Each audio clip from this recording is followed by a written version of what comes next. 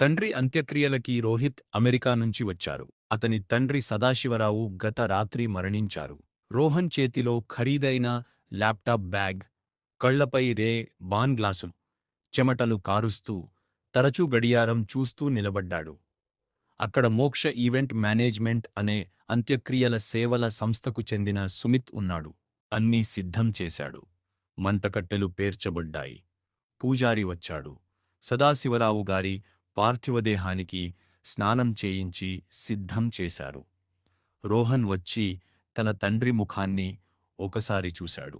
2 కన్నీళ్లు జారాయి. అన్ని రెడీనా అని అడిగారు. నేను వెంటనే వెళ్ళిపోవాలి, నాకు మీటింగ్ ఉంది అని చెపితే సుమిత్ షాక్ అయ్యారు. ఈ కొడుకును పెంచిన తండ్రికి 3 గంటల సమయం కూడా దక్కదా? అతను మౌనంగా తల ఊపాడు. అంత్యక్రియలు మొత్తం ఏర్పాట్లు పూర్తయ్యాయి. రోహన్ చితికి నిప్పు పెట్టాడు. పొగ ఆకాశంలోకి ఎగిసింది. ఎంత ఖర్చు అయింది అంటే సుమిత్ మీ నాన్నగారు చాలా క్రితం మొత్తం చెల్లించారు. అప్పుడు మీకు ఈ లెటర్ ఇవ్వమన్నారు అని లెటర్ ఇచ్చాడు రోహిత్ చేతికి.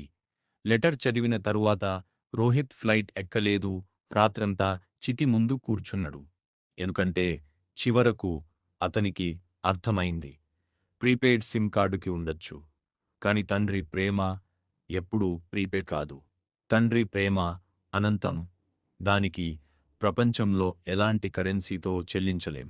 ప్రపంచంలో ఎంత పెద్దవాళ్లైనా, ఎంత డబ్బు సంపాదించినా, మీ డైపర్లు మార్చిన తల్లిదండ్రులు తమ ప్రయాణం చివరలో మీకోసం ఎదురుచూస్తున్నప్పుడు అసౌకర్యంగా అనిపించి దూరం కాకండి. ఏజెన్సీ అంత్యక్రియలు చేయగలదు, కానీ కన్నీళ్లు అవి అవుట్సోర్స్ చేయలేము. అవి రక్తం నుంచే రావాలి.